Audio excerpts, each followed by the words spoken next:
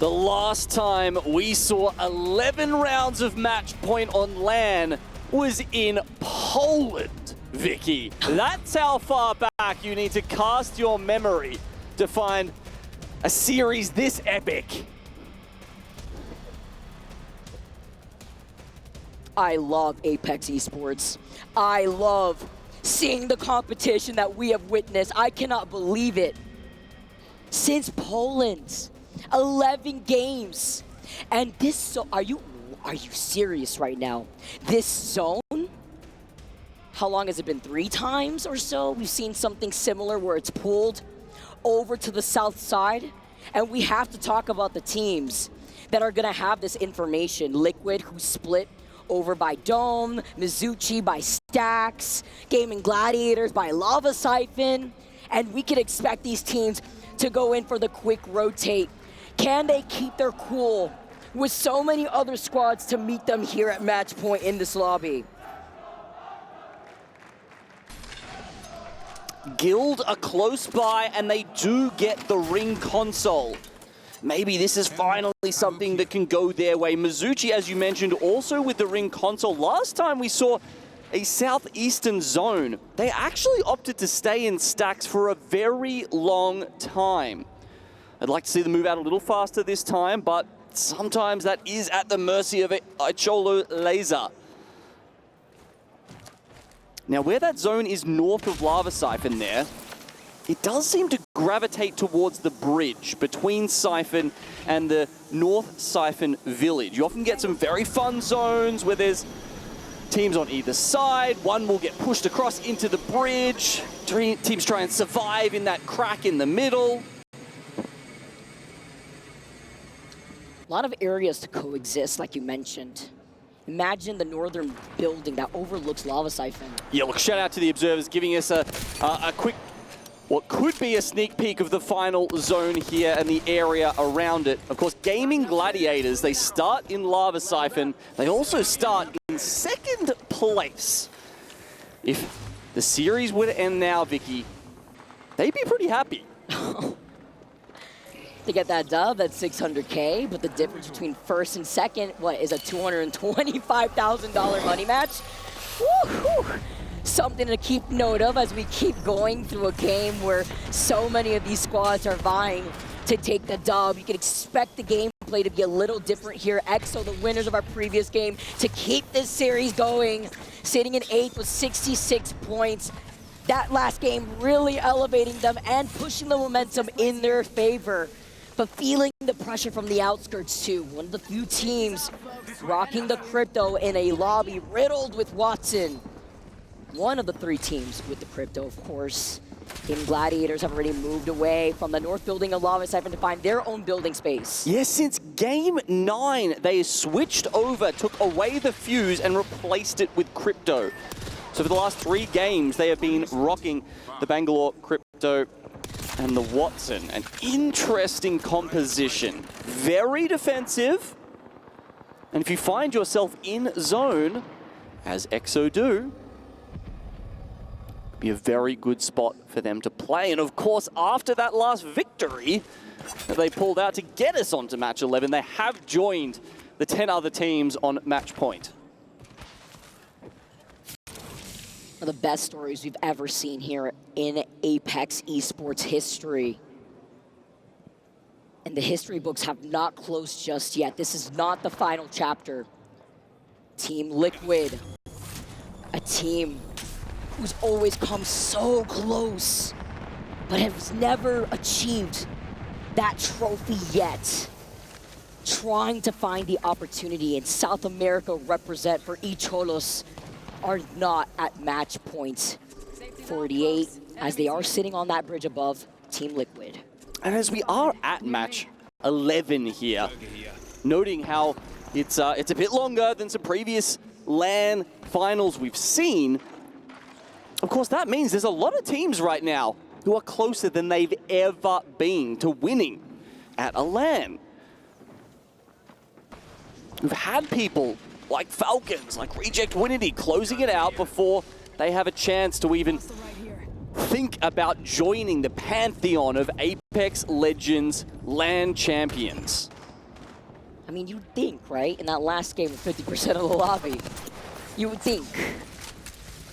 The faith is still alive as also Slayers picks up some KP onto LGD. In trouble, still alive here, while FaZe Clan have completely taken over this top hill on this choke point. But so many other teams are going to be whittled away coming out of that north choke. I'm talking about the teams that are going to forcibly rotate from the Geyser side, since there is a ring console in that direction from the zone. We've still got 20 teams alive. The bloodthirsty days and parts of this series are over. Most teams are not looking for KP at this point. They're looking for the win. Now, with Lava Siphon and the village above it, available even potentially over towards Big Maud or the Geyser, there are a lot of spots for teams to play within the next zone here. So this could be a bit of a slower game, a nice little ramp up towards the end, and Zone 4 is where this is more likely to get a bit hectic. The zone pulled, and I want everybody to fix their attention onto Team Liquid and Mizuchi. Once Mizuchi commits to the rotate, we see the side-by-side from Space Station, who have been struggling to find their footing. Phony wants to prove the naysayers wrong, but he gets taken down. Sainu, the last one alive for Space Station in a very difficult lobby. He gets one knock, but the third party, the insurance policy, may have helped him out from Blacklist. Chaku is able to get that follow-up. The third party moves in, and Space Station are eliminated. Fnatic go down at the same time as well. Now, why is it those teams that are not on match point falling so early? Exactly what we said just before about them not being on match point. Here are the Falcons, still leading. Let's listen in with them. Probably not. I think South is better. There's only 2 teams outside. Yeah, there's like one middle. They might have fought though. And they just died to SMG and I think we can hit map from 3. yeah. Pretty fast. Tree? Okay. I can put an evac. No, probably not. There might be someone on it though. Yeah, hopefully no one shoots. Let's see someone shoot. I feel like someone's there. I think I heard someone shoot, like tree. I heard a siphon, I'm pretty sure, but... Yeah, there's one tree. There's one like... Yeah, I'm taking it. Go south. Okay. I don't see anybody in the building, the big building. There's a Catalyst team here. In that way, fellas. Building. They're flying high. Fly wherever you want. Fine. Fine. I'm walking in. I need the boost right now. Yeah, play the building. Letting go right now. Jumped off the booster. Fuck one on here. I guess Gondi, I guess. Not a particularly strident call there by Zero. Unusual, but if you consider their position in this match, so many teams between them and where this zone will end. The fact that it's pulled a bit more towards Maud, towards where Alliance is sitting down in the small building outside Lava Siphon, means that if Falcons do recognize this early enough, they might be able to find some cover among the coral or down on the low ground potentially. Maybe even play from that the front office in launch site. Yeah, in the middle of their rotate and those listed-ins too, we also saw in the kill feed phase getting engaged in a fight, bringing them down to a duo for now. Looks like they're in a lot of trouble though from afar. Another fight happening on top of this platform as Falcons see that they're getting pushed. Hal gets knocked first. This is so crazy, so detrimental, forcing Zero to back away. We saw on their faces how deflated they look, and now they've lost out on Hal. FaZe get eliminated in your feed. Our first team to go out at match point in this lobby. Gets the Finn onto Hal. Did they not notice that there was the team above them? Getting eliminated almost immediately. I think he tried to go up the zip as I looked back, but either way, DRG are not going to let them get away after this. Put some respect on the South American teams coming in. Have to look out here on the other side as Dragons try to take this fight, but Zero gets the knock onto Panic. This is why Zero is insane The crowd rallied behind him. He gets another knock. One more left to go. Can he clutch it? No, he cannot. Team Falcons. The crowd completely deflated here as Dragons keep South America's dreams alive. Team Liquid with 2. They sit on the bridge here. And the zone has pulled towards them. They don't know it yet, but they are about to give up their spot, I dare say. Oh, he's still alive. He's still alive. There's a reason why we were talking about these two teams in the very beginning, because Mizuchi has height, is sandwiching Team Liquid. Let's see if they can reset here, but I mean, with the knuckle cluster, it's gonna be so difficult, just hanging by a thread in the corner. Timmy just trying to get the damage in there. He gets the confirmation of where he is with the Arc Star, and now he's surely just going to keep throwing knuckle clusters until these knockdown shields fall. Talking about the microplay that Mizuchi is doing right now is absolutely huge. It's the space that they're taking. They're denying the rotation opportunity from Blacklist that wants to go through Geyser, because one member of Mizuchi is at that choke. Another over by Big Mod looking at Luminosity while Timmy is holding a forward play. Looking at Falcons here too. We get to see the replay that cost Team Falcons life in this game 11-0. Could not clutch it. Dragons stayed alive, and they were also, by the way, I want to pinpoint, Dragons has been able to reset on the south side of the zone that we would have otherwise seen Team Falcons. 5 of the 13 squads alive are not on match point. Still plenty of chance it could go either way here. Let's relocate here. In terms of the positions that we like, as the zone pulls further north, it has gone where we initially predicted, above Lava Siphon. Maybe just a little bit of concern for some of the teams who might have got that Ring 3 scan. It was a weird pull down and then up again. However, the team's betting on the North Siphon building. Oh, okay, and then it's just yo-yo back and forth, this one. So as it pulls towards the cabin, the chasm, it then comes back down to our highway scene where GHS Professional, I believe they were playing on that sort of second level, the arch below the highway. Team Liquid now reset to 2 above, and Mizuchi, I think they're getting caught off guard here. It looks like Luminosity Gaming have pulled up from stacks. Can they turn this around? Playing so split up and not rejoining in that timing has now forced Mizuchi to play this out as a duo. It is Luminosity bringing their way into that next zone from the north side, and there, Mizuchi specifically is about to get sandwiched by Blacklist. Blacklist, a rogue element in this fight. Luminosity Gaming there, using their bang ult to try and force them away. This allows the reset. This has to be pinpointed as well, that that 1 KP has now elevated Luminosity Gaming into match point. They are at 61 points now. If we go to another game, they join the match point crew. The way that this zone is ping-ponged around, it is a little hard to tell what Godspot is going to be, because there's a big bluff just close to where that fight was happening with Luminosity Gaming and Blacklist International. If that's in, it's kind of game over whoever wins that spot. If it's not, it's a lot more likely to go to a team like Elevate Bleed, who are on the Siphon side.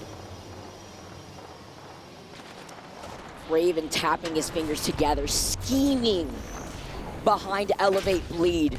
As Mizuchi desperately, they land on top of the duo. It's a 2v2 here, and Liquid in trouble. He still gets a shield swap. Can he clutch it behind the knockdowns? He does, but right before the third party from GHS, they swoop in, and now they take the high route from the archway of the bridge. It seemed like it was only a matter of time before TL went down. Alliance don't want to meet the same fate, but it seems like they will. Dragons Esports again, coming at these teams like a ton of bricks, and now they're up to 56. Unfortunately, one's boxed, one's knocked. could be the end of their spoiling actions for this game. At least they were able to drag these bodies around throughout the lobby when it mattered. But still, just a shy of a few points away from also hitting match point unless they keep the dreams alive, with the Watson being the solo in this lobby. Left alive. While Aurora want to talk about their high ground position. They're not in that next zone here, but you have to look at the way they approach. Okay, so the bluff's not in, because Luminosity Gaming are playing up there right now, and we can see that that's right on the edge of zone, so sure, it's a good spot, but it's only a good spot for the next 20 to 50 seconds. LG will have to push down under there, potentially getting underneath GHS Professional. I see an enemy. I don't mind LG's spot. And if they can get there, maybe they're the team to make this go to match 12. Is that even possible, Vicky? Breaking records. Breaking records. That's what we're looking at right now. This has been some of the best Apex Legends we have been able to witness in this match series. GHS have circle advantage, they have heights, and they're out of the congestion zone. Exiting out of Llamas, I've been looking at Gaming Gladiators, Twisted Minds, Exo Clan, Guild Esports playing on the edge before Aurora may send it onto Elevate. Trying to wait as long as they can. Their abilities not able to be used from that good focus of attention coming out. Twisted Minds, huge bang ult from Strafing Flame right now, waking up finally. Elevate still with the crumb inside the circle, hiding in that building. Aurora, there is 3 seer exhibits on the map. Alliance finally get called out. They finally get eliminated, and Sykes is going crazy in the feed. No way. Guild? No way. Aurora? Jesco, huge arc start. Guild now sliding in here. MT finishes off player K. And Aurora may have been able to just get this res. Twisted Minds eliminated. GHS Professional haven't had to worry about anyone for a while. Gil rolled into here. LG do finish them off. And now we see Guild getting turned around on the Watson defenses. They set up, removed just as quickly as they were erected. Aurora, bleed, elevate. Guild only down to a soul unless he could get the res.